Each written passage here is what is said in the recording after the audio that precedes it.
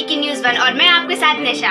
हमारे चैनल से जुड़ने के लिए दिए गए नंबर पर संपर्क करें। चैनल का नोटिफिकेशन ऑन करके अपने क्षेत्र की हर छोटी बड़ी खबर को देखने के लिए बने रहिए हमारे साथ और देखते रहिए सत्यमेव जयते डीके न्यूज़ 1। श्री संत सेवा विजय दुर्गा आश्रम पहाड़िया जाजनखेड़ी में श्री 108 महाराज श्री माधवदास त्यागी जी के सानिध्य में कथा व्यास सुश्री साध्वी अनामिका किशोरी जी ने श्रीमद् भागवत कथा के 6वें दिन भगवान कपिल देव ध्रुव संवाद व प्रहलाद चित्र का वर्णन किया। कथा का वाचन करते हुए साध्वी जी बोली, जहाँ भागवत कथा होती है वहाँ स्वयं भगवान विराजमान होते हैं।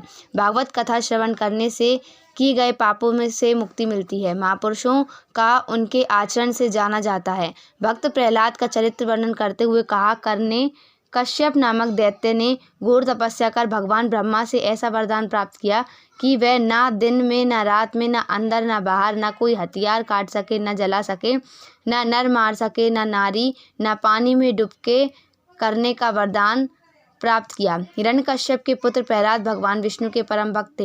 हिरण्यकश्यप भगवान विष्णु को अपना शत्रु मानता था। वह निर्भय था। हिरण्यकश्यप पुत्र प्रहलाद को तरह तरह की यातनाएं व कष्ट देने लगा, जबकि भगवान विष्णु हमेशा प्रहलाद की रक्षा करते रहे। अंततः भगवान विष्णु ने नरसिंह अवतार धारण किया और अत्याचारी हिरण्यकश्यप को गोधूली बेला में वध किया था। श्रीमद् भागवत कथा को लेकर ग्राम जाजनखेड़ी, विजयपुरा और आसपास के जुड़े ग्रामों से भी लोग बड़ी संख्या में श्रीमद् भागवत कथा श्रवण करने पहाड़िया पर पहुंचे। श्री संत सेवा विजय दुर्गा आश्रम पहाड़िया महाराज के द्वारा सभी श्रद्धालुओं से 21 दिसंबर को विशाल भंडारे में उपस्थित होने के लिए निवेदन किया गया और 2024 में श्री संत सेवा विजय दुर्गा आश्रम द्वारा विकलांग शिविर सर्व जातीय सामूहिक विवाह सम्मेलन कार्यक्रम आयोजित करने मंच से घोषणा की, जिसमें सभी क्षेत्रवासियों से पंजीयन कराने एवं सहयोग प्रदान करने की अपील की। श्री संत सेवा विजय दुर्गा आश्रम पहाड़िया पर प्रतिदिन भोजन व्यवस्था कार्यक्रम भी चल रहा है, जिसमें सभी लोगों से भोजन व्यवस्था रसोई में सहयोग की बात कही। और पूरा ही बताएगा। युद्ध हो रहा है, भगवान लड़ाई कर रहे हैं। हिरण्यकश्यप बहुत जोर से अपने ताकत को, बल को दिखाता है, भगवान के ऊपर पड़ता है।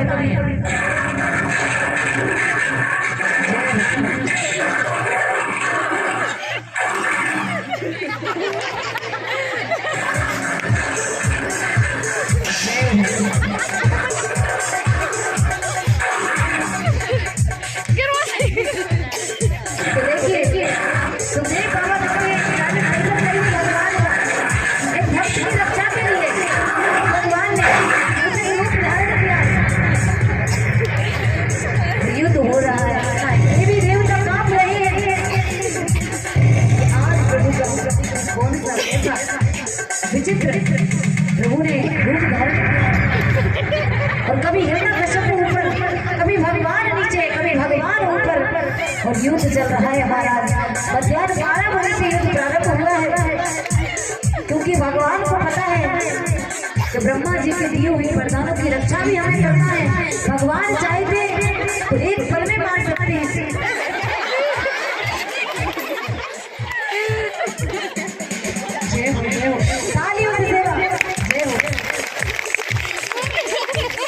और भगवान मध्याह्न 12 बजे से युद्ध प्रारंभ हुआ और जैसे ही युद्ध करते करते भगवान ने देखा कि संध्या वंदन का समय हो गया, संध्या वेला, और सूर्य नारायण भगवान पूरी तरह से ना उदय है ना अस्त है।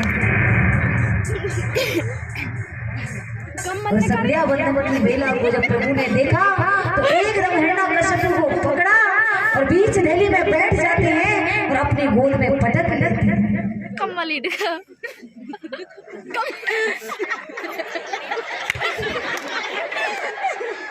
और देखिए, आप दर्शन कर रहे हैं, भगवान क्रोध में हिरण्यकश्यप को घबराने लगा है, धड़कन तेज हो रही है, युद्ध करते करते हार गया है, थक गया है। फिर एकदम वरदान याद आया, उठ जाता है, मुस्कुराने लगता है। फिर से भगवान को पकड़ा अपनी गोद में उठाया। अरे इधर और हिरण्यकश्यप को गोद में लेटी हुई है भगवान और कहता है, बोले चाहे जितना प्रयास कर लो लेकिन मैं मरने वाला नहीं हूँ। बोले मुझे वरदान मिला है, भगवान वरदान कहते हैं कैसा? बोले मुझे वरदान मिला है कि ना मैं धरती पर मरूंगा ना मैं आसमान में। तो प्रभु कहते हैं कि तुझ जैसे पापी के लिए इसलिए मैंने मेरी गोद में लेटाया है। देख ना तू धरती पर लेटा हुआ है ना तू आसमान में। श्री राम और हिरण्यकशिपु घबराता है, डरने लगा है, हालत बहुत बेकार हो चली है और युद्ध कर रहा है।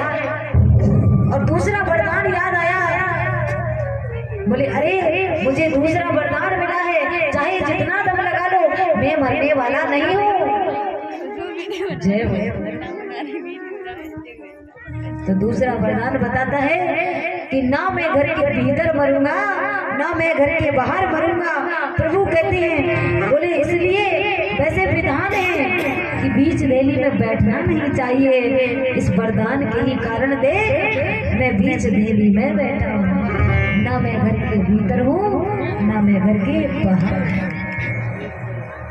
जय श्री राधे। और युद्ध चल रहा है और हिरण्यकशिपु घबराता है, अब तो मुझे बचाने वाला कोई नहीं है। फिर से तीसरा वरदान